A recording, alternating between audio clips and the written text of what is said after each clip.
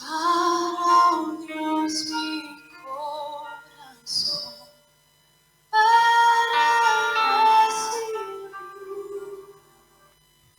Estamos dando inicio a lo que se conoce tradicionalmente como la Semana Santa, que recuerda la pasión, la muerte y la resurrección de nuestro Señor Jesucristo.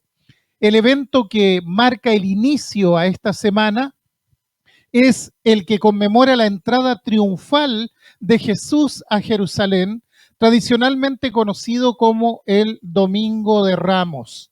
Pensando en esto, daré lectura al Evangelio de Lucas, capítulo 19, desde el verso 18 en adelante. También esto aparece en el Evangelio de Mateo y en el Evangelio de Marcos, pero hay un detalle sobre el cual quiero que meditemos que está específicamente en el Evangelio de Lucas. Lucas 19, desde el verso 28 en adelante, dice: dicho esto, iba adelante subiendo a Jerusalén, y aconteció que llegando cerca de Betfagé y de Betania, al monte que se llama de los Olivos, envió 2 de sus discípulos diciendo: id a la aldea de enfrente, y al entrar en ella hallaréis un pollino atado en el cual ningún hombre ha montado jamás. Desatadlo y traedlo. Y si alguien os preguntare, ¿por qué lo desatáis?, le responderéis así: porque el Señor lo necesita. Fueron los que habían sido enviados y hallaron como les dijo, y cuando desataban el pollino, sus dueños les dijeron: ¿por qué desatáis el pollino? Ellos dijeron: porque el Señor lo necesita. Y lo trajeron a Jesús. Y habiendo echado sus mantos sobre el pollino, subieron a Jesús encima, y a su paso tendían sus mantos por el camino. Cuando llegaban ya cerca de la bajada del monte de los olivos, toda la multitud de los discípulos, gozándose, comenzó a alabar a Dios a grandes voces por todas las maravillas que habían visto. Entonces algunos de los fariseos de entre la multitud le dijeron: Maestro, reprende a tus discípulos. Él respondiendo les dijo: os digo que si estos callaran, las piedras clamarían. Y cuando llegó cerca de la ciudad, al verla, lloró sobre ella, diciendo: oh, si también tú conocieseis, a lo menos en este tu día, lo que es para tu paz. Mas ahora está encubierto de tus ojos, porque vendrán días sobre ti cuando tus enemigos te rodearán con vallado y te sitiarán y por todas partes te estrecharán y te derribarán a tierra y a tus hijos dentro de ti, y no dejarán en ti piedra sobre piedra, por cuanto no conociste el tiempo de tu visitación. Hasta ahí leemos la palabra del Señor. En el año 1853 se estrenó la obra titulada La Traviata de Giuseppe Verdi. Quizás sea su obra más conocida. En el fondo, esta obra es un reflejo del tiempo que el compositor estaba viviendo, de la sociedad en la cual él vivía. Verdi acostumbraba a escribir obras sobre el antiguo Egipto, sobre la Italia del siglo XVI, pero es la primera vez que escribe una obra representando el tiempo y la sociedad en la cual estaba viviendo. La Traviata básicamente cuenta la historia de Violeta, una cortesana que lleva una vida licenciosa, disoluta totalmente, y que en un momento quiere redimirse porque tiene un amor y porque ese amor está dispuesto a redimirla, es decir, sacarla de ese estilo de vida. Sin embargo, la sociedad hipócrita de la época la rechaza y la llena de culpa y hace que tenga que renunciar al amor que tiene, y finalmente Violeta muere de tuberculosis, como en los dramas románticos. Ahora, ¿por qué Verdi escribe esta ópera? porque él dijo, voy a tomar un espejo y lo voy a poner frente a esta sociedad para que esta sociedad pueda verse a sí misma. Resulta que cuando llegó su ópera a Venecia, el director de la ópera le dijo, hay que hacer algunos cambios. Esta ópera no puede representar la época actual porque es muy agresiva, por lo tanto se debería retroceder unos 100 años en el tiempo. Recién 25 años después, Verdi pudo mostrar su ópera para mostrar que era un espejo hacia la sociedad actual de la hipocresía generalizada, de los vicios privados y las virtudes públicas. Es indudable que la mayor virtud de esta obra es que fue justamente un espejo para la gente de su tiempo, pero esa gente no se quiso mirar, no se quiso contemplar. Bueno, este pasaje que leíamos de Lucas es un espejo también para nosotros. Quisiera que lo consideremos así. Domingo de Ramos. Jesús entra a Jerusalén montado en un burrito. La historia se nos hace conocida. La hemos leído o quizás la hemos visto en el cine. Nadie ignora cómo fue eso. 6 meses antes de ese evento, Jesús había dicho a sus discípulos que iba a ir a Jerusalén para morir. Y esto trajo una oposición fuerte contra él por parte de sus propios discípulos, porque nadie estaba de acuerdo con que Jesús fuera a Jerusalén para morir. Es decir, fueron 6 meses de mucha tensión donde ya no querían seguir detrás de Jesús. Pedro fue el que materializó, el que verbalizó esto cuando dice, nunca tal te acontezca. Y Jesús lo sacó volando de enfrente diciéndole, apártate de mí, Satanás. Es decir, que Jesús era el único que creía que tenía que ir a la cruz. Durante esos últimos 6 meses parecía ser que sus discípulos finalmente olvidaron por completo el tema. Y entonces estaban en Betania después de la resurrección de Lázaro y Jesús le dice a sus discípulos, levántense porque vamos a Jerusalén. Estaban cerca de Jerusalén. La aldea de Betania está a un costado del monte de los Olivos. Cruzando ese monte, que es un monte pequeño, del otro lado ya empieza la ciudad de Jerusalén, lo que quiere decir que iban a salir de allí, cruzar el monte y entrar. Sin embargo, Jesús organiza su entrada y les dice a sus discípulos, entren a la ciudad, busquen esto, traigan esto. Se sube sobre el burrito y empieza a caminar junto a la multitud en una entrada pública, a la vista de todos.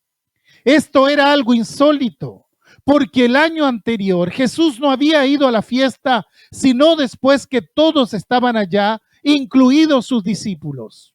Llegó de incógnito, es decir, en esta ocasión, o en esa ocasión él llegó de incógnito, pero en esta ocasión él llega públicamente a Jerusalén.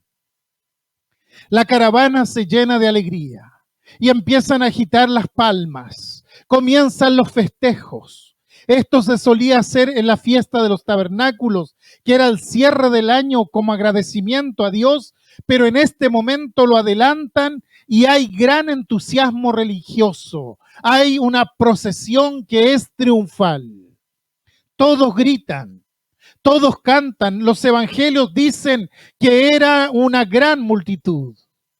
Se conmueve la ciudad frente a lo que está pasando porque Jesús es tremendamente conocido y el pueblo realmente lo sigue. Fue algo extraordinario. Ahora en medio de esto, hasta sus discípulos están exultantes. Se habían olvidado de la cruz y todo lo demás. Era un momento glorioso. Por ahí hay un grupito de fariseos que le dicen a Jesús, por favor dile a tus discípulos que se callen. Claro, porque seguramente cantaban algo que les estaba molestando a ellos. Pero es notable que los fariseos, que siempre dirigían todas las cosas, en ese momento tienen que admitir que quien tiene autoridad es Jesús y es Él quien tiene que hacerlos callar, si no nadie, de lo contrario, puede parar todo eso. Solo Jesús podía hacerlo en ese momento. ¿Qué es lo que buscaba la multitud con ese desborde de alegría? En el fondo, la multitud le está pidiendo a Jesús que actúe, que se olvide de la cruz. Claro, porque hasta los discípulos más cercanos pensaban que Jesús no tenía que ir a la cruz. ¿Por qué inferimos eso? Porque ellos cantaban diciendo Hosana. Y Hosana quiere decir, sálvanos ahora. Y no solamente le dicen eso, sino que están diciendo también que se establece nuevamente el reino de David, que ese reino que perdimos a manos de los romanos lo vamos a recuperar porque tenemos al líder que necesitamos para eso. Es decir, es un canto tremendo. Hosana al que viene en el nombre del Señor. Con todas las variantes que tienen los evangelios, demuestran que estaban buscando a alguien que los condujera en ese momento para levantar una gran revolución contra el Imperio Romano y establecer el reino de David nuevamente. Y Jesús era descendiente de David. Por tanto, según la gente, era el indicado para establecer ese reino. Podía reclamar por derecho el trono de David porque provenía de la tribu y de la familia de David. Y lo que ocurrió ese domingo fue un acto donde se desbordó el sentimiento político claramente. Y en ese momento creo que Jesús sufre la última gran tentación antes de subir a la cruz, porque toda la gente lo está aclamando. Hubo momentos cruciales en la vida de Jesús. Uno de ellos lo vive cuando comienza su ministerio. Satanás lo quiere sacar de su camino cuando le dice, convierte las piedras en pan, tírate del pináculo del templo, adórame y recibirás todos los reinos de la tierra. Le está diciendo, el camino que elegiste no es el camino, hay que seguir por otro camino. Y lo tienes en tus manos, porque puedes convertir piedras en pan, porque puedes tirarte de arriba del templo y no te va a pasar nada, porque puedes mirar todos los reinos de la tierra y tomarlos porque son míos y te los doy si me adoras. Fue un momento crucial. Fue una lucha tremenda, 40 días de tentación. ¿Y por qué se usa la palabra tentación? Porque implica la idea de querer torcerle el camino a alguien, y Satanás quiso hacer eso con Jesús. Llega un día en que termina la tentación, Satanás se toma una tregua. Los evangelios dicen, cuando hubo acabado toda tentación, el diablo se apartó de él, de Jesús, por un tiempo. Al leer esto me hago las siguientes preguntas. ¿Por cuánto tiempo? ¿Por una semana? ¿Por un mes? ¿Por un año? ¿Con cuáles medios? ¿Con qué argumentos? ¿En qué momento? ¿Qué pasaba cuando Jesús se apartaba de sus discípulos y estaba toda una noche orando? ¿Qué pasaba allí? No lo sabemos. Todo eso está en el misterio. Sabemos por la Escritura que cuando Pedro lo quiso sacar del camino, Jesús le responde diciendo, apártate de mí, Satanás. Pero hay otro pasaje en la Biblia que habla acerca de las tentaciones de Jesús. Está en la carta a los Hebreos donde dice que fue tentado en todo, según nuestra semejanza, pero sin pecado. Esta frase, fue tentado en todo, llevó al premio Nobel Nikos Kazantzakis a escribir el libro La última tentación de Cristo y a Martin Scorsese a hacer una película de ese libro basados en este pasaje de Hebreos 4:15. ¿Qué hombre no se conmovería en el momento que estaba viviendo Jesús? La multitud lo sigue, todos lo aclaman. Todos le están diciendo que confían en Él, no le preguntan nada, le dicen solamente que se ponga adelante y que ellos van a ir atrás. Lo único que le piden es que lo libere. Decían, Jesús es el cambio, Jesús no nos va a defraudar, con Jesús sí se puede. ¿Se da cuenta? Cualquier político estaría deseoso en ese momento de vivir lo que Jesús estaba viviendo. Cualquier político. Se ofrece todo y la multitud está detrás de él. El pueblo grita y dice, sálvanos ahora, ayúdanos, bendito el que viene en el nombre del Señor, bendito el reino de nuestro padre David que viene. Están diciendo, ya lo tenemos, estamos todos y entramos y tomamos la ciudad. El brillo del reino de David pareciera que vuelve a renacer entre ellos. Y cuando Jesús llega a la cima del monte, ve la ciudad. Y quisiera que me permitieran imaginarme algunas cosas al respecto. Imagino que allí, sentado en una piedra, estaba Satanás esperándolo para tentarlo y para decirle, ¿te diste cuenta, Jesús? Predicaste un reino espiritual. Y resulta que ninguno piensa en eso. Nadie piensa ni en el pecado, ni en la paz, ni en la esperanza, ni en la eternidad. Nadie piensa en eso. ¿Te das cuenta, Jesús, que fracasaste? Convéncete que lo que quiere la gente es que las piedras se conviertan en pan. Pero no quisiste tomar ese camino. Pero eso es lo que quiere la gente. ¿Recuerdas cuando multiplicaste los panes? ¿Qué pasó con la multitud? Vinieron al otro día a buscarte, pero cuando le hablaste del pan de vida, ¿qué hicieron? Se dieron media vuelta y se fueron. ¿Te acuerdas? ¿Te acuerdas que le preguntaste a los discípulos si ellos se querían ir también? Fracasaste. No entendieron nada. Lo que la gente quiere es show. La gente quiere bailar por un sueño. No le interesa la vida espiritual. La gente no quiere sermones, Jesús.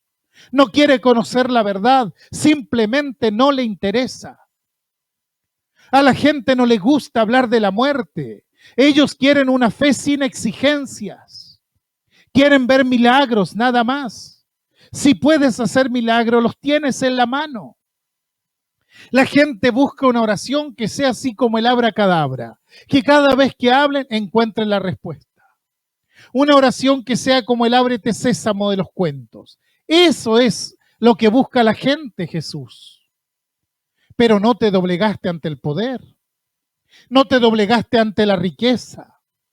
Hablaste de la verdad, del pecado, de la necesidad de seguir el camino recto, de edificar sólidamente la vida. Hablaste de la bondad, del amor. Pero sabes, Jesús, a la gente no le interesa. No le interesa ni el pecado, ni la rectitud, ni el amor. No le interesa.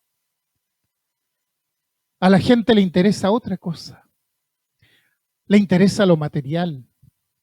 La gente busca líderes que le den dinero, que les solucionen los problemas inmediatos. No importa si son corruptos, si son mentirosos, si son débiles, si son inmorales, si son pedófilos.